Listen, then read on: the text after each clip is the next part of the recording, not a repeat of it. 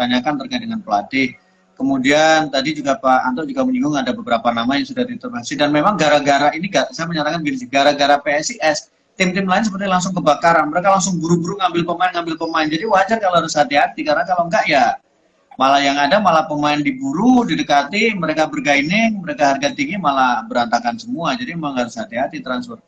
Karena transfer itu kan nggak mudah ya Pak ya, harus agak pelan-pelan gitu ya Pak ya. Betul Mas Maruf. Jadi gimana sih Pak? Gimana Mas? Pribun? Transfer pemain itu gimana sih Pak? Pendekatannya seperti misalnya Fortes, pendekatannya Pak ke agen, kan tadi sempat menyebut ke istri, ke apa gitu. Apa memang harus detail itu Pak kalau pendekatan? Ya, jadi pemain itu kan beda-beda ya, beda-beda karakteristiknya dan beda-beda pendekatan persuasifnya ya.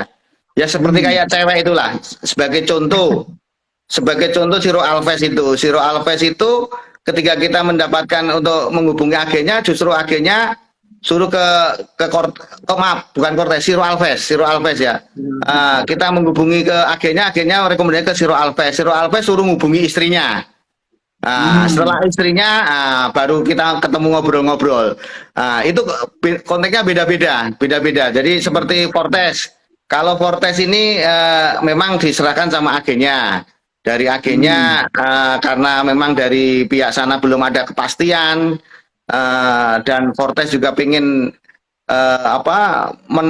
mendapatkan keputusan masa depannya. Makanya tidak salah ketika Fortes ini ketika kita memberi letter offering ke mereka, ke agennya dan mereka menanggapi bagus dengan harga yang kita tawarkan dan mereka setujui, akhirnya Fortes berlabuh ke Semarang. Demikian Mas Maruf. Jadi memang ininya berbeda, jadi harus sabar, tidak bisa langsung sugeng rawo kayak orang beli jajan, nggak bisa juga, nggak semudah itu. Nah, Pak, kalau kemudian materi pemain sekarang Pak Anto, gambarannya kira-kira berapa persen Pak Anto yang masih bisa dipertahankan di musim ini Pak? Ya, terima kasih Mas Maruf. Terima kasih dari kemarin rapat evaluasi ini masih sebagian besar masih bisa kita pertahankan, sebagian besar. Hanya memang seiring dengan adanya beberapa cedera pemain-pemain kita dan tempat-tempat mana misalnya seperti flank ada yang kekurangan, kita memang harus segera mendatangkan. Sebagai contoh David ini kan cedera ya agak parah ya kemarin itu dari hasil pemeriksaan dokter dan rekomendasi dari pelatih. David ini perlu penyembuhan yang lama. Makanya kita kan harus mencari pelapisnya David atau penggantinya David, walaupun nanti ada Marukawa sama Komarudin. Tapi kalau nanti ada kartu kan kita juga harus mencari pelapisnya lagi ya. Ini salah satunya. Terus untuk gelandang tengah ini banyak yang perlu dievaluasi. Jadi dari evaluasi ini nanti yang akan kita rekomendasikan untuk mengambil pemain-pemain yang ada di Indonesia, Mas Maruf. Kalau belakang Pak, tadi ada yang sempat nanya bagaimana barisan belakang, pemain di belakang, apakah ada penambahan juga? Kalau belakang ini kita kan, jadi pemain 4 asing ini ada yang sudah masuk kota kita kan ada si Fortes, Taisi Marukawa, dan Jonathan Kantilana. Terus di belakang ini masih ada Willis Costa. Willis Costa ini kontraknya sama kita masih 1 tahun, Willis Costa ini.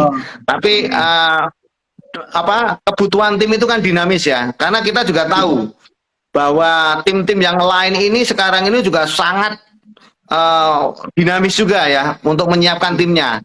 Jangan sampai nanti kita di tengah jalan salah. Makanya masukan dari pelatih, dirtek dan sebagainya ini untuk rekomendasi saya untuk menentukan mana yang akan harus kita lepas, mana yang harus kita pertahankan, Mas Maruf. Tapi yang jelas 4 pemain asing ini sudah terikat kontrak kita.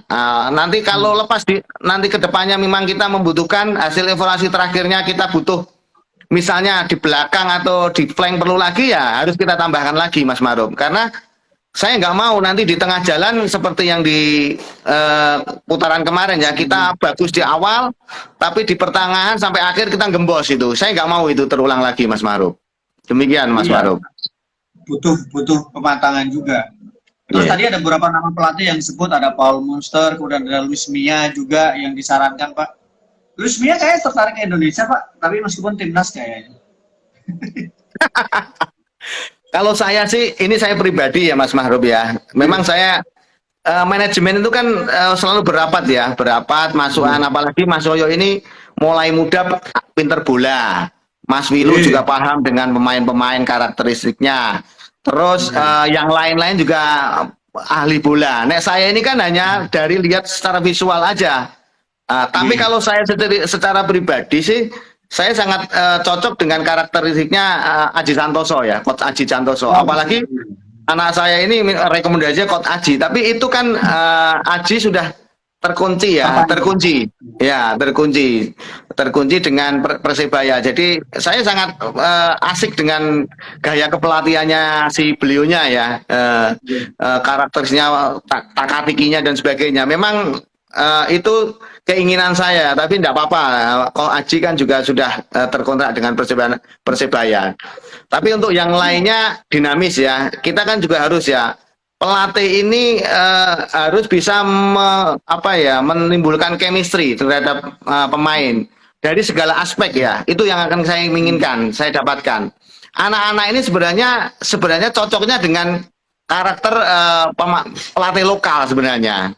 Nah, pelatih lokal itu kekurangannya di fisiknya. Kalau saya amati ya secara pribadi ya. Ya ini yang perlu kami inginkan ya. Memang beberapa hari kemarin ini ada ya kayak Paul Monster, bahkan banyak DM ke saya untuk Paul Monster, terus banyak pelatih-pelatih lah, termasuk pelatihnya Persipura itu. Tapi kalau saya secara pribadi saya melihat anak-anak ini lebih menjiwai ya, atau lebih chemistry ya dengan pelatih lokal. Yang saya inginkan pelatih lokal ini yang berkarakter dan mempunyai pelatih fisik yang mumpuni ya, mumpuni. Dan itu ada di Aji Santoso. Makanya saya ini sebenarnya naksir sama Aji Santoso. Demikian Mas Maruf. Telat baca ya Pak ya, telat ngambil aja. Ternyata udah guru-guru Persebaya.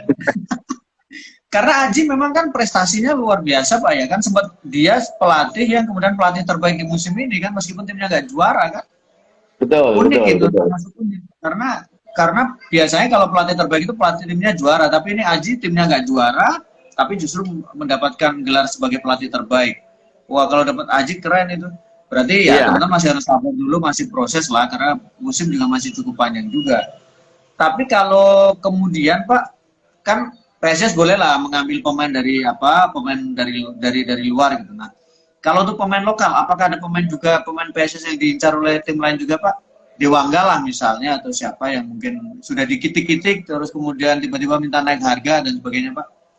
Ya, jadi kalau kemarin dari rapat internal manajemen itu memang ada beberapa pemain kita juga diincar. Ada yang tertutup, tersembunyi, hanya di batin atau tidak disampaikan ke manajemen.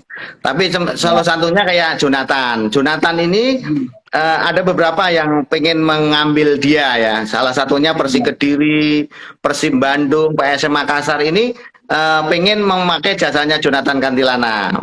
Kalau Jonathan ini anaknya bagus, santun, dan dia mengutarakan ke kita, ke manajemen. Makanya kita langsung Jonathan sudah tahu kalau Jonathan itu sudah Semarang banget ya. Jadi dia sudah langsung kita kontrak langsung seperti itu. Kalau yang lain-lain seperti di Dewangga ini juga banyak yang minati juga.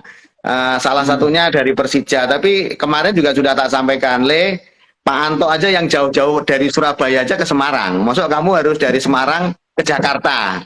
Dan kamu ingat, Jatidiri ini sekarang menjadi tempat kita untuk mendapatkan prestasi yang bagus. Sementara kita ingin mendapatkan prestasi di Jatidiri, kenapa kamu harus pergi? Seperti itu. Makanya si Dewangga akhirnya dengan aku lebih setuju kamu berangkat ke luar negeri. Tapi kalau tetap di Indonesia kamu main ke Semarang, harga berapapun sampaikan ke manajemen, Pak Anto akan memberikan penawaran yang terbaik padamu. Itu Pak yang membuat mereka itu lebih enjoy. Seperti itu Mas Maruf. Iya, tapi ini penting juga ya, supporter jangan kemudian meneror Dewangga ya, nggak boleh. Ini kan transfer biasa. Jadi jangan. Ketika Pak Anto cerita ini kemudian jangan langsung wah ini Dewangga nggak, bukan. Ini transfer itu biasa dalam perspektif pemain. Jadi harus sabar karena Pak Anto sudah menggaransi kalau ke lokal akan dibayar berapa, akan ada nego terbaik, tapi kalau ke luar negeri ya tetap itu adalah pilihan yang terbaik kalau keluar negeri. Sayang kalau pemain seperti dipanggil di lokal juga. Dan Persija kan posisinya kan lebih bagus, PSS lebih bagus dibanding Persija posisinya musim ini. Jadi kenapa harus Iya, ya, ya. Sebenarnya PSIS ini Mas Mahruf, saya ini value-nya budgetnya ya dengan tim-tim yang 1 sampai 5 besar itu kita itu nggak ada separuhnya. Kalau lihat gitu? dari iya Bali United itu 88 miliar, terus Persib itu berapa miliar. Kita itu nggak ada separuhnya. Tidak ada separuhnya aja sudah punya peringkat di peringkat 7. Ya, Nah, kalau kita tambahin value lagi, nambah lagi dengan pemain-pemain bagus, sedikit pun kita bisa bersaing di atas. Jadi itulah yang saya tekankan di manajemen. Udahlah, sekarang ini saatnya kita ini harus mengangkat tim kita Semarang ini. Lihatan mereka aja yang value-nya tinggi dari kita aja yang di bawah kita. Sebagai contoh aja, Madura United, Persija aja di bawah kita gitu loh. Jadi betul, inilah yang membuat kita ini juga agak sedikit bangga dengan tim kita. Makanya udahlah, saatnya PSIS Semarang ini dengan value yang tinggi digenjot lagi, harapannya bisa bersaing di papan atas. Demikian Mas Maruf. Pak